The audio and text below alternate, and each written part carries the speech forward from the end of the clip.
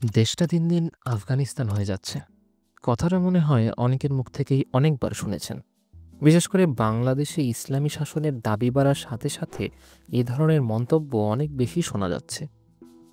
আজ চলুন একটু দেখি বাংলাদেশ কি আসলেই আফগানিস্তানের ধারে কাছেও যেতে পেরেছে। অল্প একটুই বলবো, কেননা বেশি বললে বাংলাদেশেরই অপমান হবে। তো চলুন শুরু করা যাক। প্রথমত, কিছুদিন আগেই নেট দুনিয়া কাঁপানো একটি সুপার কার আমরা দেখতে পাই, যার নাম মাডা 9।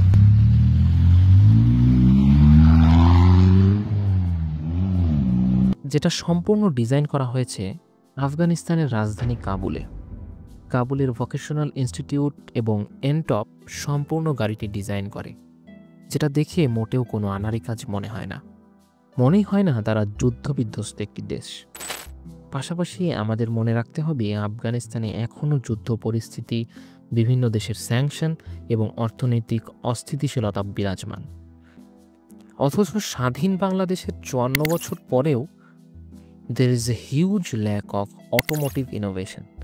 সুপার কার তো দূরের কথা, সাধারণ মোটরসাইকেলও নিজেরা ডিজাইন করে না। এখনও গতানুগতিক বিদেশ থেকে পার্টস এনে দেশে অ্যাসেম্বল করা হয়। তাই সেক্ষেত্রে এই সেক্টর তুলনার প্রশ্নই ওঠে না।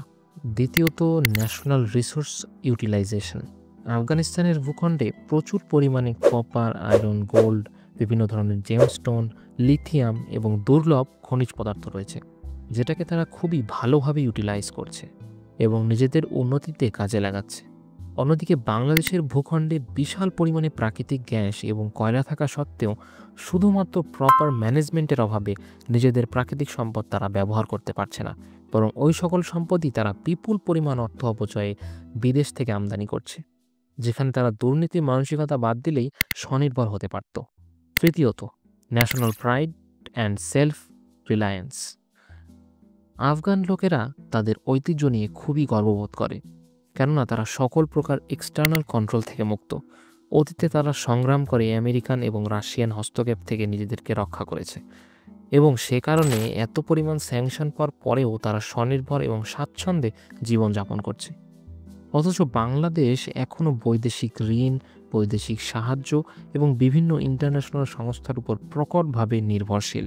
এমনকি বাংলাদেশের পার্শ্ববর্তী বিভিন্ন দেশও বাংলাদেশের প্রশাসনিক কাজে সরাসরি হস্তক্ষেপ করে, যেটা একটি স্বাধীন রাষ্ট্রের জন্য খুবই লজ্জাজনক। চতুর্থত, ইকোনমিক রিজিলিয়েন্স অ্যান্ড ইনফর্মাল মার্কেট। আফগানিস্তানের ভূখণ্ড থেকে তালেবানরা বিদেশি সৈনিক হটিয়ে দেওয়ার পর থেকেই বিভিন্ন দেশ তাদের স্যাংশন দেয়, যাতে করে তাদের অর্থনীতি ধ্বংস হয়ে যায়।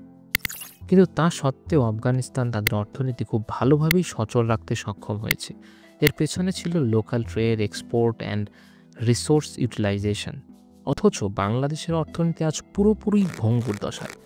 লোকাল বাজার পুরোপুরি সিন্ডিকেটে ভরপুর, ইনফ্লেশন দিন দিন বাড়ছে, বৈদেশিক ঋণের পরিমাণ বাড়ছে এবং দেশটির অর্থনীতি পুরোপুরি গার্মেন্টস এক্সপোর্টের উপর নির্ভরশীল হয়ে পড়েছে।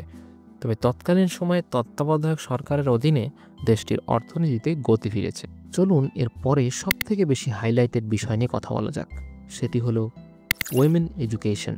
বিশ্ব মিডিয়া প্রচার করছে আফগানিস্তানে নারীদের শিক্ষা নিষিদ্ধ, কিন্তু বাস্তবে তালেবান সরকার বলেছে তারা শিক্ষা ব্যবস্থা সংস্কার করছে, যাতে এটি তাদের ইসলামিক মূল্যবোধের সঙ্গে মানানসই হয়। এই সংস্কার প্রক্রিয়ার জন্য বিশ্ববিদ্যালয়গুলোর উচ্চশিক্ষা বিভাগ সাময়িকভাবে বন্ধ রাখা হয়েছে। তবে প্রাথমিক ও মাধ্যমিক স্তরে অনেক জায়গায় মেয়েরা এখনও পড়াশোনা চালিয়ে যাচ্ছে। পাশাপাশি অনেক আফগান নারী অনলাইনে শিক্ষা গ্রহণ করছে, বিদেশে স্কলারশিপ পাচ্ছে এবং স্টেম বিষয়ে দক্ষতা অর্জন করছে।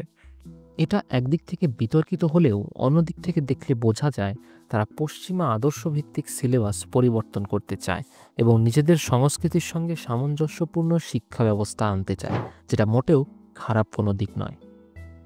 অন্যদিকে বাংলাদেশের নারীদের শিক্ষা আছে, কিন্তু মান কোথায়?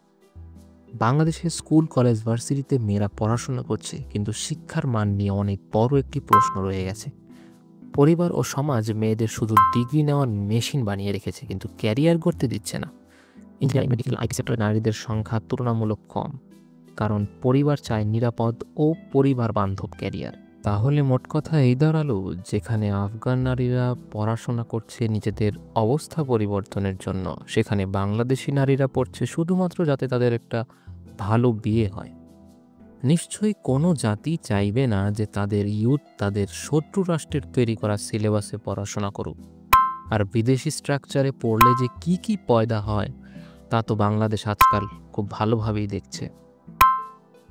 তাই আফগানদের এই সিদ্ধান্ত খুবই যুগোপযোগী। তো আশা করি এত কিছু ভেঙে বলার পর আর কখনো কেউ বলবেন না যে দেশটা আফগানিস্তান হয়ে যাচ্ছে। আফগানিস্তান কোনোদিনও বসে বসে হওয়া যাবে না। আফগানিস্তান হতে হ্যাডাম লাগে। আর যদি বাংলাদেশ সত্যি আফগানিস্তানের ধারে কাছেও যেতে পারত, তাহলে সেটা বাংলাদেশের জন্য একটা গর্বের বিষয়ই হতো বটে। আজকাল আমরা বাংলাদেশে অনেক অনাকাঙ্ক্ষিত এবং অদ্ভুত জিনিস দেখতে পাচ্ছি, যেগুলো শুধুমাত্র বিদেশি পরাশক্তির ভয়ে বাংলাদেশ সরকার দমন করতে পারছে না। অথচ আফগানিস্তানের মতো একটি দেশে যে কোনো রকমের অদ্ভুত এবং অনাকাঙ্ক্ষিত ঘটনা আফগান সরকার সরাসরি দমন করবে, cause they don't give a fuck about any other thing.